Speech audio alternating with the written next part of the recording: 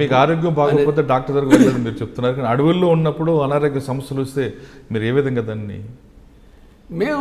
మాకు మేమే ట్రీట్మెంట్ చేసుకునే వాళ్ళం.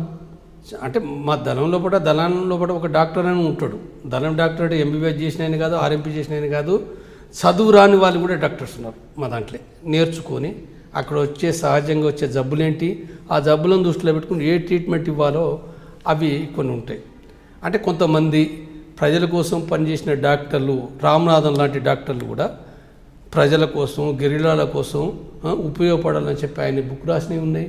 ఆ బుక్ను ఆధారం చేసుకొని మేము మా సభ్యులకు అక్కడ ట్రైనింగ్ ఇచ్చి డాక్టర్స్ని డెవలప్ చేసుకుంటాం. ఇక్కడ డాక్టర్లు 100,000 రూపాయలు తీసుకునేవి మేము సాధారణంగా మేము చాలా మామూలుగా టాబ్లెట్స్ ఇచ్చి తగ్గిస్తాం. మేము ఇచ్చే మందులు ఏవైతున్నాయో ప్రజలకు చాలా నమ్మకం. ఎంబీబీఎస్ డాక్టరు నయం చేయలేని వాటిని మా సభ్యుడు, చదువురాని వ్యక్తి మందులు ఇస్తే తగ్గుతాయి అనే విశ్వాసం ప్రజల్లో ఒకటి ఉన్నది. అది కాబట్టి మేము అది మలేరియా కావచ్చు, టైఫాయిడ్ కావచ్చు, కొన్ని వ్యాధులకు మేము తగ్గించుకోగలుగుతాం.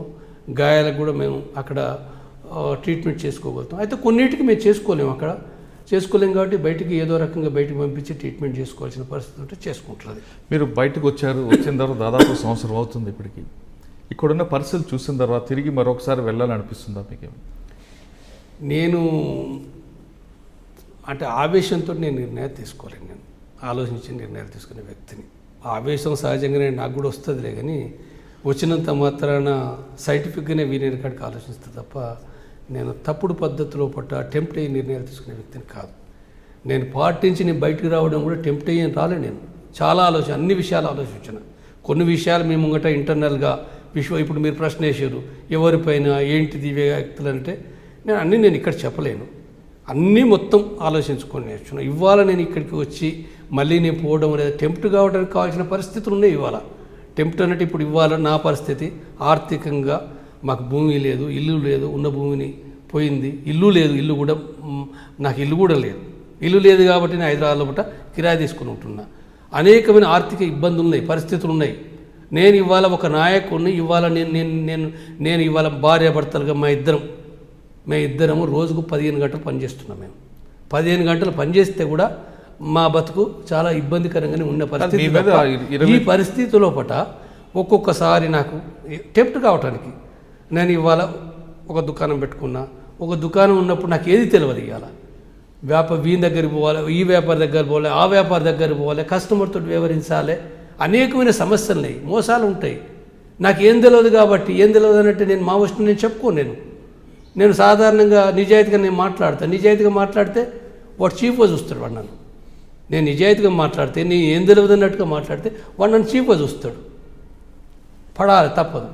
అడుగడుగున కూడా నేను ఇబ్బందులు పడతాంట. ఇబ్బందులు పడ్డప్పుడు నాకు టెంప్టేషన్ వస్తుంది.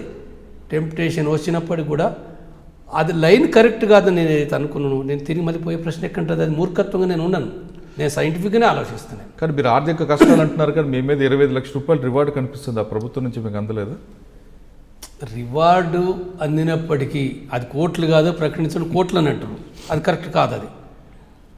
అవి సరే, ఆ రివార్డు లక్షలల్లో చాలా అతి తక్కువ మొత్తం. ఆ తక్కువ మొత్తంలో కూడా వచ్చినవి ఏడాది అయింది. కూసుంటుంటే అంటే గుట్టలు కరుగుతాయినట్టు. నాకు ఇల్లు లేదు, జాగ లేదు, నా బట్ట లేదు, పోషణ లేదు. ఎక్కడి నుంచి అవుతాయి? అయిపోతూనే ఉంటాయి కదా. ఉన్న పైసలు ఏమున్నాయి? ఉన్న పైసలతోటి చాలా చిన్న షాప్ పెట్టుకొని నేను ఇప్పుడు ఈ మధ్యకాలంలో పెట్టుకొని అది నడుపుకుంటున్నది. అది తప్ప నాకు జబ్బు వచ్చినా, ఇతర ఏ సమస్యలు వచ్చినా ఇప్పుడు మా అమ్మని కూడా చూసుకోవాలి కాబట్టి నాకు ఇవే ఇబ్బందికరమైనది తప్ప నాకు ఇంకా వేరే. For more videos, subscribe to iDream. And loads of fun entertainment and content, do watch iDreams. Do subscribe iDream Media. దయచేసి iDreams మీరు సబ్స్క్రైబ్ చేయాల్సిందిగా నేను కోరుతున్నాను. I am Dr. Nayak, DT Nayak. For more videos, please subscribe to iDream.